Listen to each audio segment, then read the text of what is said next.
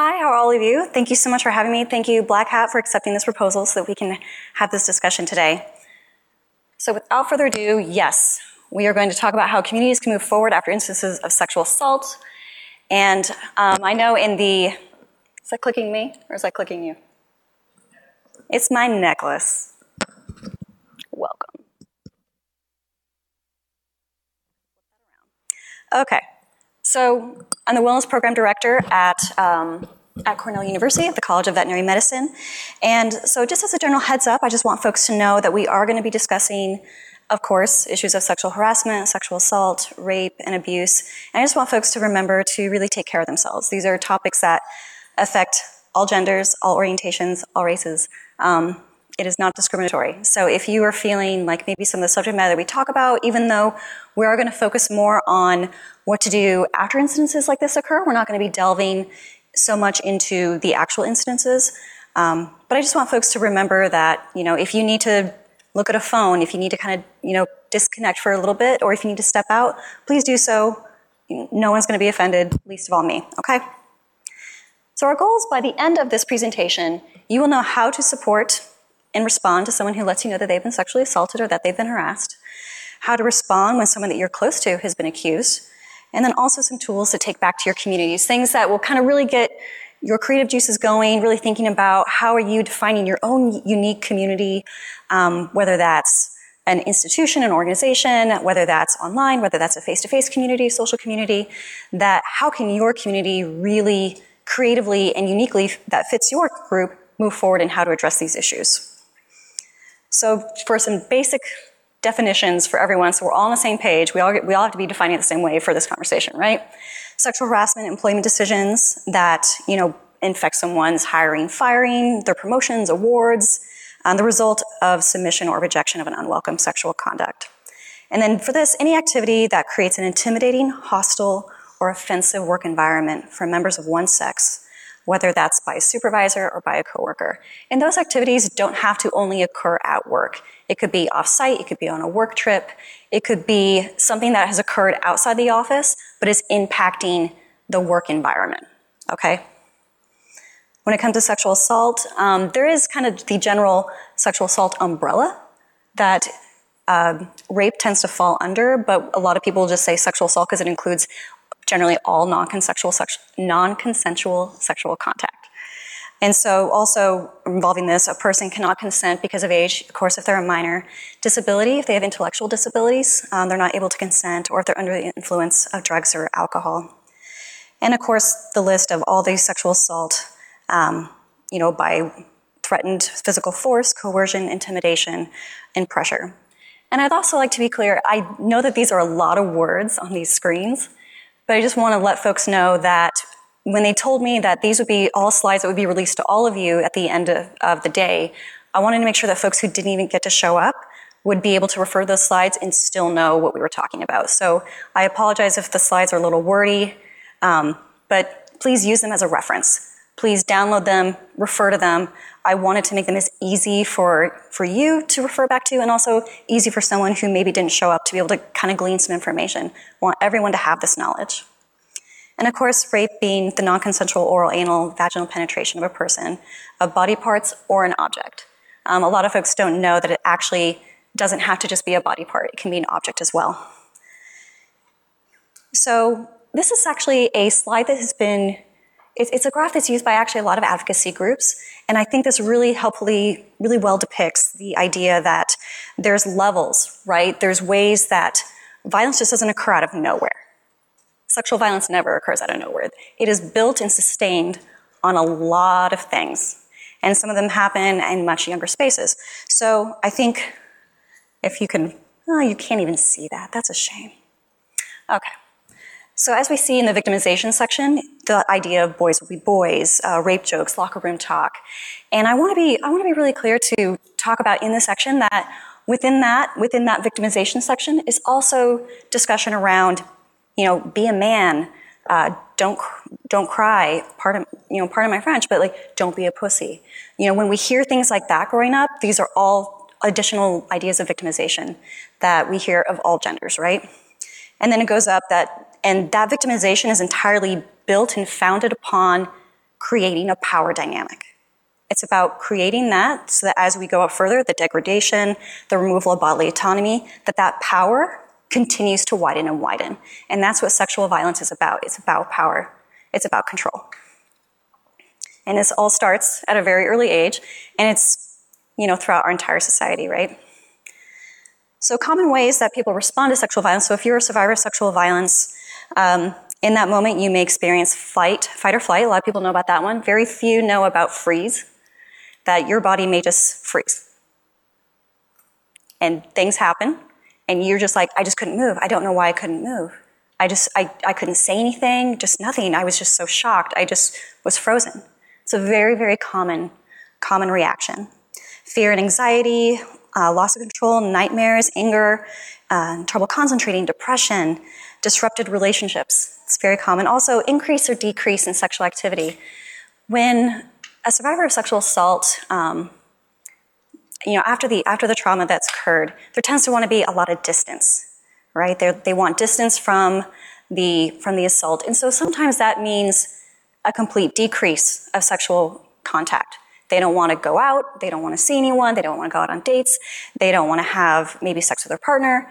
And then there's some folks that distance for them is, I don't want the last time that any of that happened to me to be with that person. So they increase their sexual activity. And that creates the distance that they feel like they need. Very common coping strategies, right? Both achieving distance, both in different ways. And so we also have self-blame that occurs, along with disordered eating habits, other types of self-harm, and then withdrawal from activities. So how do we respond when someone tells us they've been sexually assaulted? So once again, I apologize for the wordiness, but I just really want to make sure that folks have this information. The unconditional support. You listen to them, you tell them that you believe them, you offer resources. Hopefully, I know that Black Hat has a code of conduct, so folks are kind of aware of what the expectation is. But at the same time, realize that there's other resources available in the community. There's resources that, are available digitally. There's resources available in person. And so knowing what is available is also really nice in that moment of, well, I know that there's this and this that you can go to. There's these people who are available to talk to. Also, don't press for details. Just sit there, say that you're happy to listen, and let them tell you what they want to tell you when they are able to tell you. Avoid the whys. There's no point, and sometimes they tend to come across as very blaming, victim blaming. Well, why did you go over? Why did you have drinks with them? All that seems to denote that there was these ways to avoid that you spending time with someone, having a drink with them, which is perfectly normal, that you should have somehow known, oh, that's not normal. And that's not the case, right? And it doesn't change what happened. It doesn't take anything back. Don't tell them what to do. Challenge the statements that they say when they want to blame themselves. Be like, no, it's not your fault. I had one person who they had gotten, they were at a bar, they'd had a little too much to drink, and they decided that instead of driving their car home, they were going to get a taxi, and they were going to get a taxi home. And so they called the taxi, got in the car, and they get to their home, and the taxi driver sexually assaults them in the back of the car. And they spent the next day being, why did I call a taxi? I shouldn't call a taxi. I should have just walked home. Like, why did I do that? And it's like, well, no, you were drunk at a bar. You didn't want to drive drunk. Good choice. You got a taxi at the service that was supposed to drive you home. You did nothing wrong. So challenge those statements of self-blame when people feel like, oh, I should have known the unknowable, right? And if they seek medical attention, offer to accommodate them. If they want to go talk to HR, if they want to talk to an officer, offer to be there for them. The listen, validate, refer is a really easy way to remember this. Listen, validate, refer. Listen to them, say that you're here for them, validate that they have a right to be upset or sad or that they have a right to feel confused. Like, that's fine. And then refer to resources. So what does support sound like? It sounds like a lot of these words, right? I believe you. It's not your fault. You're not alone. I'm sorry that this happened to you. I'm here to listen. I'm here to help. Sometimes we just want the language to know what to say, right? We just want to know what we should say. So if you experience sexual harassment in this sense, you're not alone, one. I think that the Me Too movement has really shown that we are not alone in sexual harassment and sexual assault. And that, reaching out to a specialized advocate who knows particularly about sexual harassment. talking to folks in the community that you trust, reviewing your company, your community, or your organization's protocols and policies so that you're well-versed in the sense that you know your rights, right? Like that's what you want to know. You want to know your rights. You want to document everything. It's really difficult at times to think back 6 months or a year after things have been going on for so long to remember everything. So documenting everything helps you just not have to remember everything for yourself. And if it's safe to do so, consider approaching the person who you feel is harassing you. If it's safe to do so, consider reporting it. Organize. Organize is also another option for folks. If you already know other folks who have been experiencing the same similar harassment, going to HR together, showing that unity, showing that solidarity, that this isn't a one-off situation, that this is known by several people. And of course, always please take care of yourself if you're experiencing sexual harassment.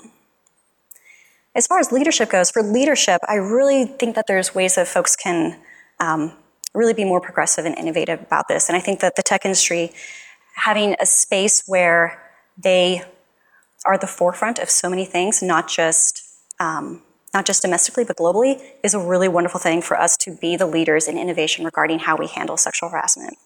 Adopting a clear stance, whether that's in a social online community that you have, or whether that's in a formal organization, have a clear stance. Make it very clear on all your platforms. Share it with everyone. Everyone should know what your stance is on it, what is okay and what's not okay. Take all your complaints seriously. Immediately support the victim. Train and teach community members at least twice a year about sexual harassment, what it is, what they can do about it, where they should go. I was shocked when I was talking with a group of employees and they said, they're like, honestly, I don't even know who I would speak to if a client that I had sexually harassed me. I wouldn't know who to go to. Do I go to my supervisor? Do I go to HR? Do I go, to an advocacy group? Do I go to, who do I go to? And so the fact that there is a lack of clarity for some groups about who they actually need to talk to is a concern. And monitoring as a leader, please monitor your community. Look for signs of sexual harassment. Take a really invested interest in addressing this. Inclusive hiring and recruiting practices, remember how I talked about that imbalance of power and that all things are kind of built upon that existing? Diversity and inclusion helps rebalance that power. And of course, consulting with experts for additional programming. So supporting a friend that's accused, that one, I think it tends to be more tricky, right? It feels more complicated. And I want to be the first to say, you are allowed to have complicated feelings about your complicated friends. You are allowed to do that. You're allowed to have complicated feelings about people who you love and people who you care about. But in this situation, to support a friend who's accused, go to your friend and ask them what happened. Just be like, hey, here's what I've heard. Here's what I've read. Here's what's going around. What's going on? Did that happen? Don't defend them blindly. I had a person in one of our communities that I previously worked at, huge community blow up regarding sexual assault. And a person accused his friend, and he immediately was like, he would never do that. He would never do such a thing. He's the kindest person on the planet. And got very vocal and very public about his defense of his friend. And later went to his friend and was like, can you believe this? Like, and the friend, in the privacy of them together, the friend was like, no, man, I did that. I did that. And he just crumbled. And he's like, I defended you. And he goes, and then of course the person's like, I feel even worse about what I did, but now I feel even worse that you defended me and I didn't tell you. And so don't defend blindly. Go to your friend first. Don't be a rape or harassment apologist, because the problematic behavior, it doesn't matter how wonderful we all are. If we have problematic behavior, we need to hold ourselves accountable for it. It's not your role to be a detective. Some people really want to do that. They're like, well, I'm going to find out from this person what's going on here, what's going on here. Don't do that. Please, please, please don't do that. Just be there to listen. You're there to support your friend. You're not there to be Scooby-Doo. Don't Scooby-Doo this. And of course, violence and retaliation is not going to help your friend. It's not going to, if you get online and want to harass someone or try to be disparaging of the survivor who's making the accusation, it can only end badly. That's never going to go over well. And also that really hinders, if there's a process going on, that can really negatively impact that. So please, please, please don't do that. Another thing is to hold your friend accountable for the negative behaviors that they did. Don't let them make excuses. Don't make excuses for them to other people, and don't let them make excuses for themselves. You can support them without making a judgment about whether or not they did that. You can say, hey, I get that you're going through some stuff right now, that this all feels really heavy. Do you want to just hang out and watch a movie and eat a pizza? That's fine. You didn't make a single judgment about whether or not they did what they did. You can just be there to support and spend time with them. And of course, supporting them in ways that helps them offer restitution, that helps them find ways to seriously make efforts to not repeat the problematic behavior again. And also, educating yourself. I find that, particularly when we even talk about bystander intervention, it's like, oh, always help your friends, right? If you see your friends acting out, you go over there and say, hey, you got to cut that out. And you kind of help block your friends from making poor choices. At the same time, we're all part of this, right? The entire pyramid that I showed earlier, we've all been fed that. We all have times, men, women, doesn't matter. We've all been fed things in our lives that we have said to other people that haven't been accurate. And as we've grown and learned to do better, we need to be better. When we know better, let's do better. Okay? So, of course, making sure that we unpack that within ourselves, that we're making sure that we're modeling authentic, positive behaviors, and also referring our friends to resources. If they're hitting a point, that really wonderful point, where they're coming to this awareness of, wow, I really have some problems. Or I really have a mindset that is really negatively impacting people. I'm hurting people. And so they want to go talk to someone. Please encourage that. Please encourage that they talk to someone. Because as you're not a therapist, you're not a counselor, you have your own limitations. And so you help them get the best help that they can with people who are specialized to do it. And of course, if you're the support person supporting a friend who has been sexually assaulted or supporting someone who's been accused, please remember to take care of yourself as that support person. Be mindful. You can also benefit from seeing a counselor or having a confidential person that you can talk to. Have extra time for the activities that you enjoy. And when we talk about boundaries, that you all have needs, right? We all got needs. We all have our boundaries. We know that if you are helping your friend, maybe during your lunch break at work, you can be firm that, hey, I can maybe respond to a few texts at home, but when I'm home, I'm there with my spouse and my family. I want to spend time with them. Or if it's about, hey, I can, particularly I think for female survivors who are being supported by other femmes, that maybe they both mutually have experienced a lot of sexual violence. And so when you have a friend who's maybe really processing the trauma that's occurred to them, that can be re-triggering for you. And so maybe a boundary is, I'm happy to sit with you and we can take your mind off things, or I can hug you when you're crying, but I don't feel like I'm not the person who can talk to you when you want to talk about what occurred, because it's hard for me. So please feel free to be firm about your boundaries. And also ask if there's other people that you can share the support for them with. Are there other folks in their lives who also know what's going on, who are willing to share those supports? Don't have you be the only one, right? So when we talk about this in the concept of a community, about your institution, your organizations, the idea of a community versus a group, that in a community, you share a mutual concern for each other's welfare. That's what a community is. You actually, for lack of a better way to put it, you give a shit about each other, right? You're not just here in the same space. You care about one another. As with a group, I love what Robert Putnam said. He's like, they root for the same team, and they share some of the same interests, but they are unaware of each other's existence. Their ties, in short, are common symbols, common leaders, and perhaps common ideals, but not to one another. So when we talk about this, and I know that we are going to be pretty short on time, but there's another deep dive discussion tomorrow at 11 o'clock that if folks have more questions, I would love for you to show up for this. But the components of a strong community, your shared values, your membership identity, your moral prescriptions, and your insider understandings, and how all these things lead to the resilient community, which I want to get to community accountability. So we have our individual rights versus our community rights, right? My rights end where your safety begins. And that's where we see this community accountability. Things to consider when addressing violations in a community are the history of the individual. How have they done this multiple times? Is this the first time? The severity. Was this low level? Was this high level? The response from the individual when you approach them, do they say, I'm so sorry? Or do they say, no, what? You're crazy. Do they try to gaslight? And then the wishes of the individual or the individuals who experience that negative behavior, and then also equity. if you're dealing with multiple issues about this, how are we viewing this? Are we setting a criteria for equity?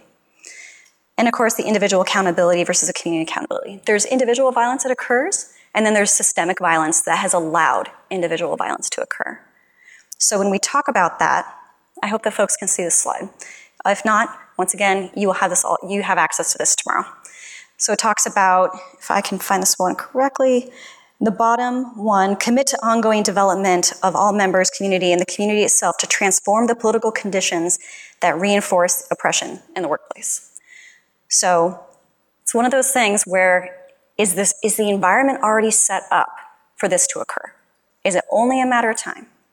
And for a lot of spaces, it is. They're like, we never had written down guidelines about this. We never had a code of conduct about this. And so they're like, okay, we need to tighten that up. We need to be more firm. We need to be more clear. And so the questions I want you all to think about when you're in your communities is, what are the core values that attract your members and keep your members? Do people show up because they like, man, every year I know that basically they're bankrolling, my bachelor party in Vegas? Yes. Like, is that why people keep coming to certain things? What is your membership identity?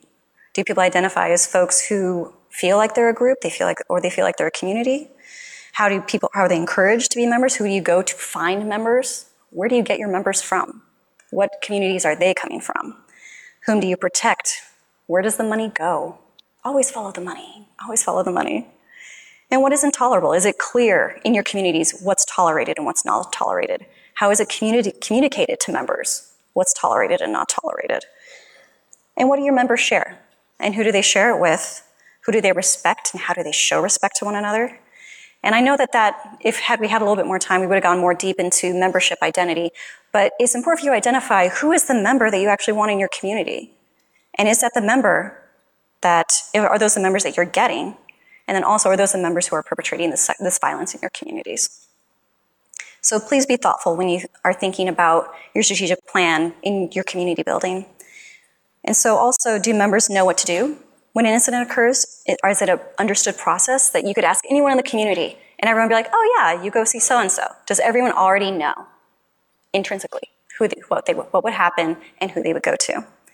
And what education or resources does your community need to increase prevention? Of course, we want to do prevention, education, and accountability. Those are the three things that folks really need to focus on: prevention, education, and accountability.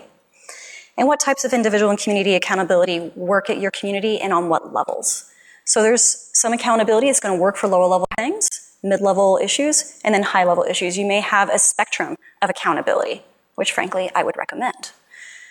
So as we go about this, I really hope that folks can be thoughtful. And this, of course, is my last slide, so folks can have some questions if they would like to, but we can also go into the other room as well, since I know it is the end of the day, and we all want naps and food and booze. I do. So, of course, tomorrow there's going to be an hour-long, a 50-minute discussion regarding this that we can go in a little bit deeper. We can talk more about the different justice approaches that people have had about this, whether that's in a social community or whether that's in an institution. But just for folks to realize that this is, once again, sexual violence is not discriminatory. It is unfortunately very much impacting everyone. Okay? So thank you so much for really considering this issue. Thank you so much for coming. If you have any additional questions, please feel free to talk to me afterwards. I think we're basically out of time. I have 1 minute, then I shall grandstand. Okay. I would just like to say, please, please, please think thoughtfully about your community. Number one, always center the survivor in the discussions. Always, always. They're the one that no matter what someone who's been accused is experiencing, they're feeling something the worst. Okay? So please, please, please center the survivor. Come up with a concrete thing that people can read, that people can understand.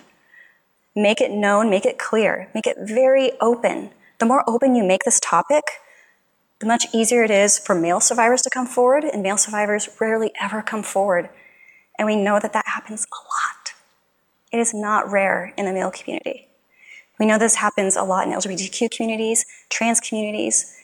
Everyone is affected by this. So please, be as open about it as you can. Be bold. This is a time for boldness. So please. But thank you so much for coming. I appreciate all your time.